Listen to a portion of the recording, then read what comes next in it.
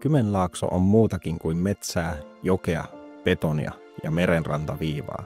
Se on koti. Se on työpaikka. Se on asenne. Meillä ei ole suuria kaupunkeja tai tunnettuutta maailmalla. Sen sijaan meillä on aitoutta ja yhteisöllisyyttä. Meillä ei ole odotusten luomaa painetta. Sen sijaan meillä on vapautta valita. Meillä ei ole tarvetta olla joku. Sen sijaan meillä voi olla minä. Me olemme tulleet tänne syntymän Tai matkan kautta. Meillä on arvokas omana itsenään. ja yhteisön jäsenenä. Me olemme pitkän linjan konkareita ja uusia tulokkaita.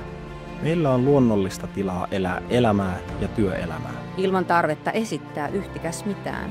Meillä voi kasvaa ammatillisesti Ja luoda omaa urapolkuaan, millaiseksi se muodostuukaan.